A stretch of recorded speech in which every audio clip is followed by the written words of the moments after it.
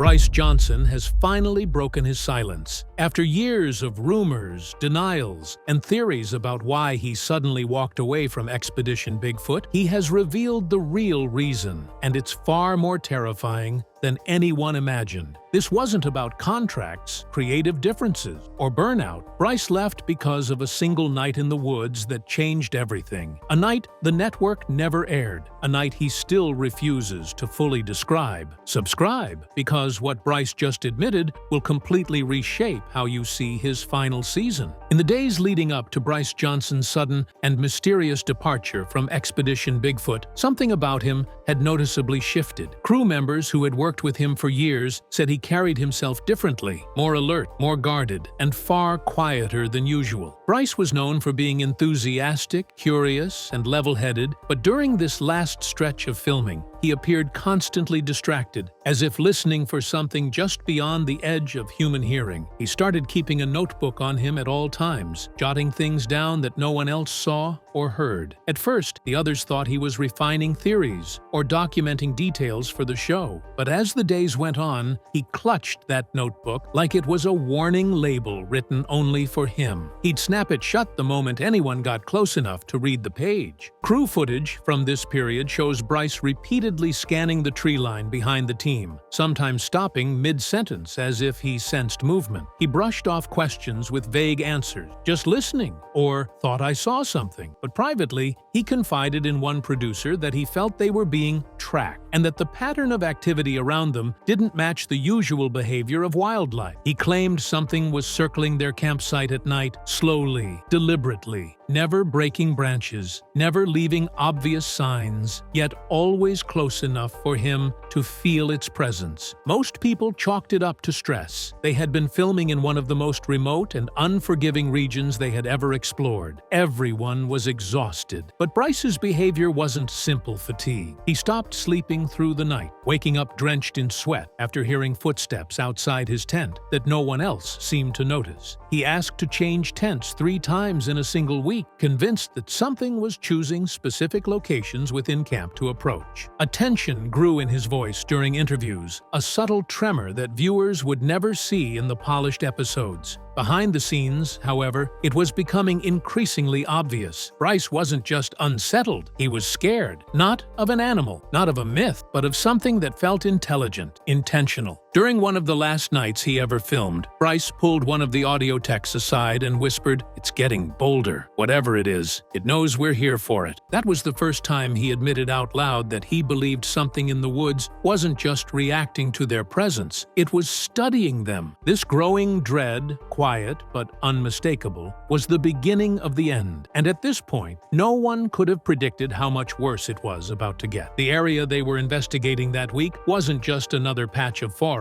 It was a place local rangers avoided, a place not listed on public trail maps, and a place the crew only chose after their data analyst noticed a disturbing trend. Multiple heat signatures appearing and disappearing in the exact same grid over several seasons. Every time they returned, the signatures changed position, almost as if something was watching their patterns and adjusting accordingly. From the moment Bryce stepped into that valley, something in him tightened. He later admitted that the air felt wrong, describing it as heavy, charged, and unnaturally still. Even the trees looked different, older, moss-choked, and arranged in a way that made the forest feel like it was funneling the team inward. One cameraman remarked, "It felt less like hiking and more like being escorted." On the first night, the motion sensors they set up around camp began activating in a repeating pattern, first on the north side, then east, then south, then west, a perfect square. Bryce was the first to understand the implication. Nothing moves in that geometric sequence unless it's moving intentionally, or unless multiple beings are coordinating. But it wasn't just the motion tech. Their drone footage kept glitching when flying over a particular cluster of trees. Not crashing, glitching, freezing for a split second, then resuming whispering, as if something had interrupted the signal. They reviewed the feed frame by frame and found brief flashes, white, elongated shapes darting between shadows. Bryce refused to call them animals. Even the soundscape changed. On their second day, the forest became so quiet that Bryce stopped walking. He looked around at the team and whispered, "This isn't nature. Something's controlling this." A veteran researcher on the crew agreed, saying he felt watched, not by eyes, but by intention. Night came fast in that valley, with the sun dropping behind the ridgeline like it was being pulled down. Bryce grew visibly anxious. He kept repositioning the cameras, adjusting angles, wanting overlapping coverage in case something comes from above. That comment unsettled the crew. Above? What did Bryce know? Or think he knew that they didn't? In an off-camera moment, he told a producer there had been reports going back decades of a creature in that valley that didn't behave like the others. It didn't leave tracks. It didn't vocalize normally. And past witnesses described it not as a large, upright figure, but as something that could change its posture and movement, depending on whether it was walking, crawling, or climbing. The same producer later revealed that Bryce had asked privately if they could move the investigation to another location. When told they couldn't, Bryce went silent, staring into the trees before whispering, "Then we're exactly where it wants us." This valley wasn't just another hotspot. It was a funnel, a trap, and Bryce felt it tightening around them with every passing hour. The incident that finally broke him was coming, and the forest was already preparing for it. It happened just after midnight, so suddenly, so unnaturally, that the entire Expedition Bigfoot crew froze where they stood. One moment, the forest was alive with the usual nocturnal sounds, and the next, everything died at once. No insects, no owls, no rustling leaves, not even wind. It was as if the entire valley had been muted by an invisible switch. Bryce later said the silence felt manufactured, too perfect, too immediate, too absolute to be natural. The crew's audio equipment confirmed it. The waveforms didn't fade out gradually like normal ambient noise. They flatlined in an instant. Something had imposed silence over the entire ridge. Seconds later, the thermal cameras began malfunctioning. First one, then another. Screens filled with static, then flashed bursts of heat signatures shaped like distorted humanoids, tall, narrow, flickering in and out, as though phasing through trees. Bryce leaned toward the monitor, whispering, "Those aren't animals. Look at the way they move." The shapes didn't walk, they glided. Then Bryce felt a sudden pressure behind him. Not physical contact, but a force, a presence, as if something large was standing inches away, exhaling without sound. He spun around, expecting to see a crew member. There was no one there, but the feeling didn't stop. It followed him, staying just out of sight, like a shadow refusing to be caught. The silence grew oppressive, pressing against their ears so heavily that several team members described feeling nauseous. One cameraman whispered that he felt inside a vacuum, unable to tell where the sounds should be coming from. Even their breathing sounded muffled. Then their radios dropped to static. No interference, no distance issue, just a wall of static, thick, consuming, intentional. Bryce's flashlight dimmed, flickered, then steadied. Another light went out entirely. The team stood shoulder to shoulder, barely speaking, until Bryce finally said in a shaking voice, "Something is here with us, and it doesn't want us hearing anything else." In that moment, Bryce wasn't worried about Bigfoot. He realized they were dealing with something else entirely, something intelligent enough to manipulate the environment itself. The silence was not the absence of sound. It was the presence of something that wanted them afraid. The silence had already stretched too long when Bryce heard it, a scream so sharp and human-sounding that it shot through the trees like a blade. It echoed across the ridge, high-pitched, panicked, unmistakably a cry for help. Bryce froze mid-step. It sounded like a woman, desperate, terrified, shouting words he couldn't quite make out. The crew instantly snapped into search mode, but Bryce didn't move. Something about the scream was wrong. It repeated. Same pitch, same tone, same length. Identical. Not similar. Identical. And as soon as the audio tech replayed the clip, Bryce's face drained of color. The waveform wasn't natural. Human screams fluctuate, tremble, break. This one was perfectly consistent. Like something copying a sound it didn't fully understand. When they isolated the audio later, they discovered something worse. There was a faint doubling underneath the scream, a second layer shifting pitch too quickly, bending in ways no human throat could. An animal? No. A mechanical glitch? Impossible. Every recorder captured the same unnatural modulation. Someone, or something, was imitating distress. The scream came again, this time closer, too close. It didn't move through the forest like a running person. It appeared closer, as if the source had instantly changed locations. One crew member whispered, "It's pulling us away from camp." Bryce knew it, too. His hands shook as he radioed the others, voice cracking. "Nobody goes toward that. Nobody." But the manipulation wasn't over. A third scream erupted, this one sounding like a child crying. Bryce stepped back instinctively, shaking his head, whispering, "It's learning. It's trying different voices." Producers later admitted the raw audio was so disturbing, they refused to include it in any episode. Not because it was graphic, but because it sounded like something practicing how to sound human. That was the night Bryce told the crew, off camera, "Whatever's in these woods isn't trying to scare us. It's trying to separate us." And the worst part? The screams stopped instantly when Bryce refused to go near them, as if the thing realized he wasn't falling for it. The night had already pushed Bryce to his limit, but what happened next is the moment he later admitted broke something in me. After the mimic screams died out, the crew attempted to regroup and reposition their cameras. Bryce stepped just a few feet beyond the firelight to scan the dark ridge when he suddenly froze. There, between two pine trunks, stood a figure. At first it looked like a tall silhouette, humanoid, upright, impossibly still. No sway, no shift of weight, no visible breathing. Just a dark mass shaped like a person, but too thin, too elongated, its limbs unnaturally straight, like something imitating human posture rather than naturally holding it. Bryce lifted his flashlight with a trembling hand. The beam struck the trees, the brush, the air around the figure. But the figure itself reflected no light. It was as if the light bent around it. Then it moved, not by stepping, not by turning, but by tilting, shifting its entire body angle in a smooth, fluid motion, like a creature deciding which form to wear. Bryce took several steps back, whispering into his radio that someone, or something, was watching them. The radio only returned static. A cameraman saw Bryce's expression and followed his gaze, but by the time he turned his lens, the figure simply wasn't there anymore. No sound, no rustling, no retreat. One moment present, the next gone. But the thermal camera caught a flash, just one frame, of something tall and narrow, retreating up the ridge at a speed no human could match. Bryce's breathing turned shallow. His hands shook so violently he had to steady them against a tree. He later admitted that for the first time in his career, he felt the fear wasn't coming from him, it was being fed into him. A directed pressure, as if the creature wanted him frozen, wanted him vulnerable. When the team regrouped, Bryce could barely speak. One producer said his face looked like he'd seen a ghost, but worse, like he'd seen something trying to become one. That was the moment Bryce realized they weren't being observed, they were being studied, and whatever was in the tree line knew exactly who Bryce was, and that he had seen it. The next morning, the forest looked normal again, sunlight filtering through the trees, birds calling in the distance, the illusion of safety restored. But Bryce knew better. He barely slept, jerking awake at every snap of a twig. As dawn broke, one of the crew members called him over with a shaky voice. "You need to see this." Just beyond the edge of camp, embedded deep in the soft soil, were footprints, huge footprints, not the scattered wandering tracks of a passing animal, but a pattern, circling the camp in a deliberate, tightening spiral. The prints were nearly 18 inches long, spaced far apart, suggesting something extremely tall or extremely efficient in its movement. But the worst part wasn't the size, it was the positions. Every footprint faced inward, toward the tents. Bryce's tent had been singled out. Directly outside it were 3 prints, closer, deeper, spaced tightly together, as if something had stood there for an extended period of time, watching. The soil showed no drag marks, no approach, no retreat. Whatever made those prints arrived and vanished without leaving any trace of movement. A biologist on the crew examined the impressions and whispered, almost reluctantly, "This isn't consistent with any known primate. Something this heavy would have left signs of walking." But it didn't. It just appeared here. Thermal cameras from the night before were reviewed. Nothing. Motion sensors? No alerts? Audio recorders? Silence. Something massive had walked right into the heart of their camp, stood inches from Bryce's sleeping body,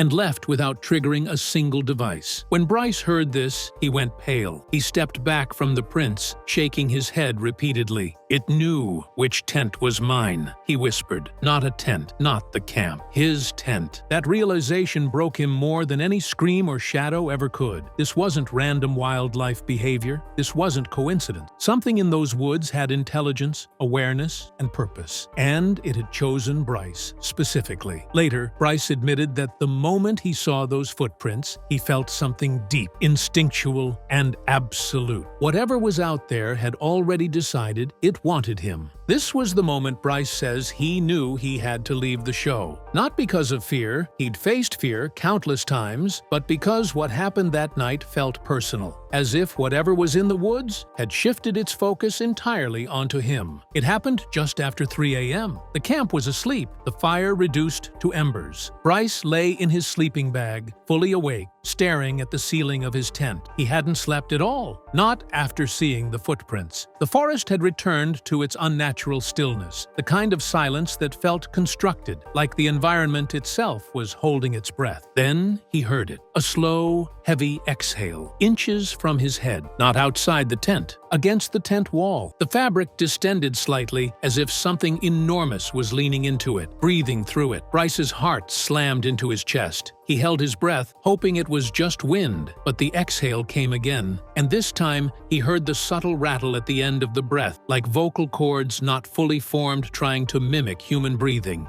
He whispered into his radio, "Something's outside my tent." Only static answered. The creature exhaled a third time. This one was deeper, an almost curious sound, like it was testing him. Bryce felt warmth spreading from panic. His entire body tensed. He didn't dare move. He didn't dare speak again. He could feel the weight of something large shifting its stance directly on the other side of the thin nylon. Then came the sound that haunts him the most, a low, deliberate sniff, dragging across the base of his tent. Not searching, recognizing. Bryce later said it felt like the creature was verifying that he was awake. Suddenly, the breathing stopped. No footsteps followed. Instead, there was a soft sliding sound, as if the thing didn't walk away, but moved without lifting its weight, gliding around the tent in a slow, circling motion. When a nearby crew member finally stirred and unzipped his tent, footsteps approached Bryce's camp, and only then did the presence retreat. Not crashing through brush, not